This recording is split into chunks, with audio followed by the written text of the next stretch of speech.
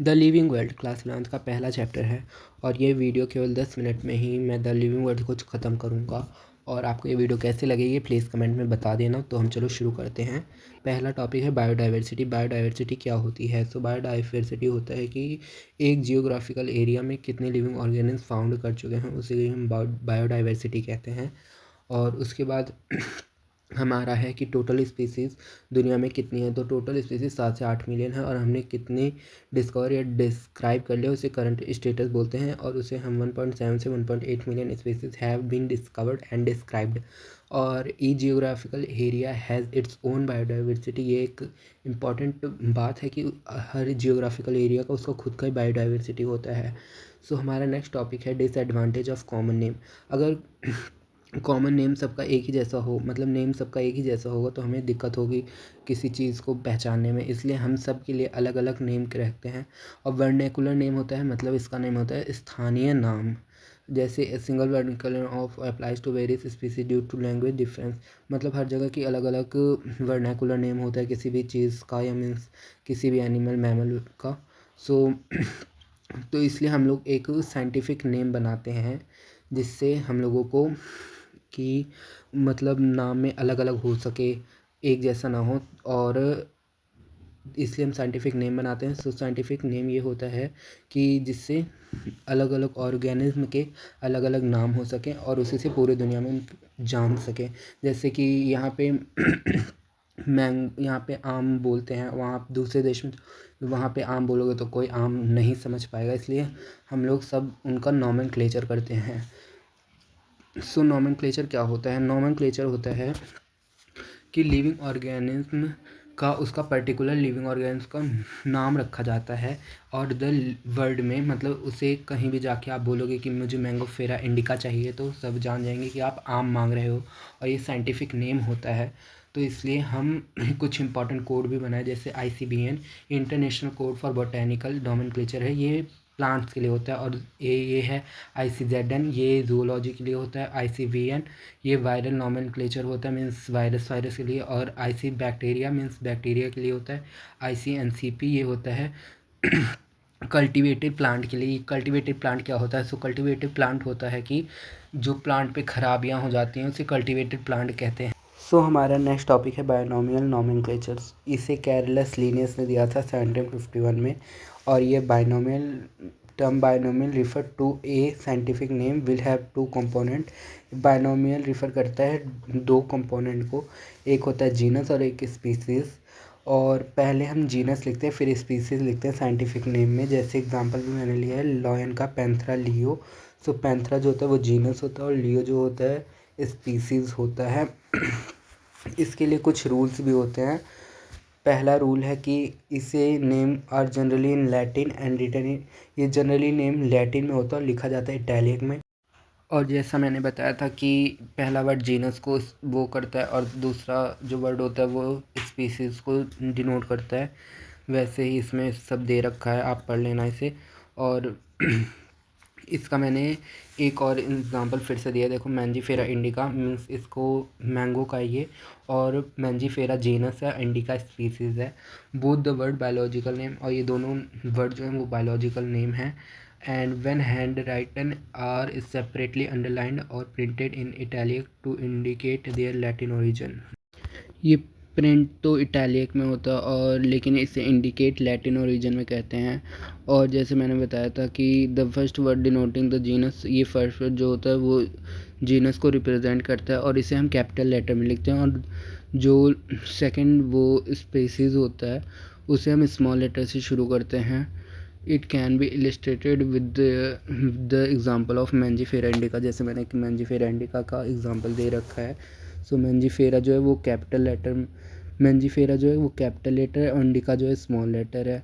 और ऐसे मेरे पास कुछ कॉमन नेम्स और साइंटिफिक नेम भी हैं, जैसे ह्यूमन बींग्स का Homo sapiens, house fly means मक्खी, उसका मस्का डोमेस्टिका, मैंगो मैंजीफेरा इंडिका, और वीट ट्रैटिकम एस्टिवम। ऐसे ये कुछ एग्जांपल हैं। और एक मैंजीफेरा इंडिका लिन, ये लिन जो है ये उसके साइंटिस्ट को दर्शाता है। और मैंजीफेरा इंडिका ये मैंगो को रिप्रेजेंट करता है। सो मेरे पास कुछ टॉपिक्स मतलब पॉइंट्स भी, जैसे वर्टिब्रेट्स, इनवर्टिब्रेट्स। वर्टिब्रेट्स वो होते हैं जिनके पास बैकबोन होती है, इनवर्टिब्रेट्स वो होते हैं जिनके पास बैकबोन एब्सेंट होती है। और हमारा एक टॉपिक है taxon. So taxon is a category of one और मोर ऑर्गेनिज्म हैविंग सिमिलर कैरेक्टर्स। जिस ऑर्गेनिज्म्स की सेम कैरेक्टर्स होते हैं उन्हें हम टैक्सॉन कैटेगरीज में डालते हैं। अभी आपको हम और पढ़ाएंगे। So it not possible to study even organism, we need to keep organisms into specific category और taxon according to their characteristics. Means हमें किसी भी एनिमल्स को पढ़ने के लिए उसके टैक्सॉन की कैटेगरीज को जानना इम्पॉर्टेंट होता है।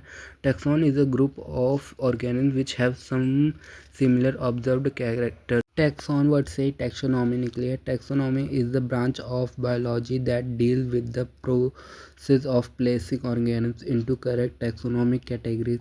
ये टैक्सोनॉमिक कैटेगरी में डालती है और इसके लिए सम स्टेप्स भी हैं। जैसे स्टेप्स इन टैक्सोनॉमी, पहला होता है कैरेक्टराइजेशन। सो कैरेक्टराइजेशन होता है कि इसमें ऑर्गेनिज्म को उसके कैरेक्टर को नोट डाउन करते हैं। और दूसरा होता है आइडेंटिफिकेशन। इसमें done with the help of already known specimen taxonomic aid, इसे आइडेंटिफिकेशन कहते हैं। और फिर दूसरा क्लासिफिकेशन, इसमें placing of an organ into convenient category based on observable character, इसे कैरेक्टर के तौर पे इसको डिफरेंस करते हैं। फिर नॉमेनक्लेचर आता है, इसमें नाम के nomenclature naming of a living organism such that particular organism is known by the same name all of the all of कहाँ गया all of the over word।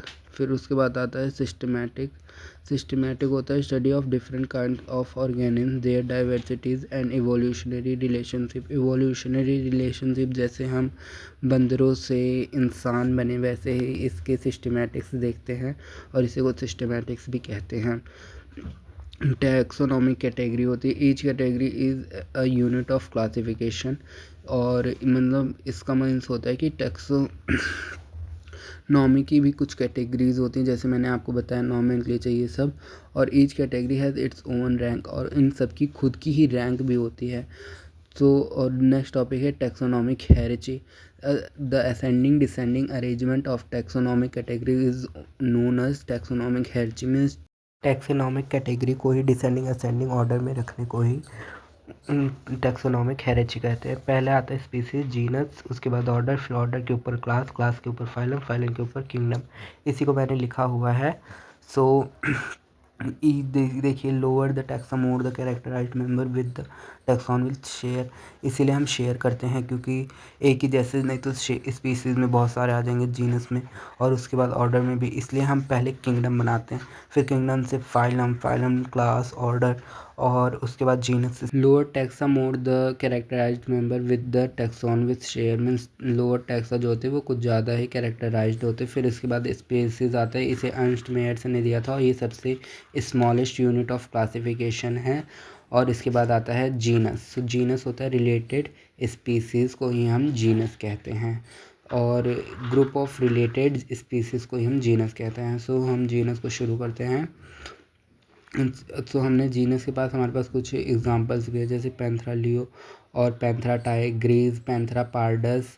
ये सब जो पैंथरा है ये जीनस को रिप्रेजेंट करते हैं, और लियो, टाइग्रीज, पार्डस ये सब स्पीसीज़ को रिप्रेजेंट करते हैं। और उसके बाद आता है हमारा फैमिली। सो रिलेटेड जीनस को ही हम जेनरा भी कहते हैं, जेनरा कहते हैं।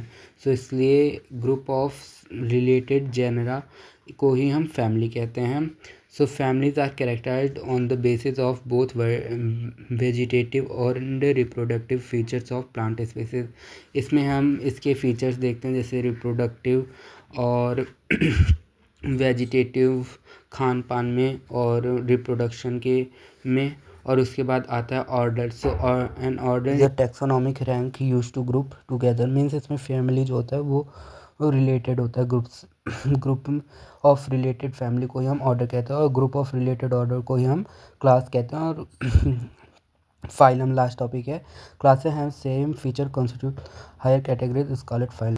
सो थैंक यू गाइस। आपको ये वीडियो कैसी लगी प्लीज़ कमेंट में बताना और चैनल सब्सक्राइब कर देना।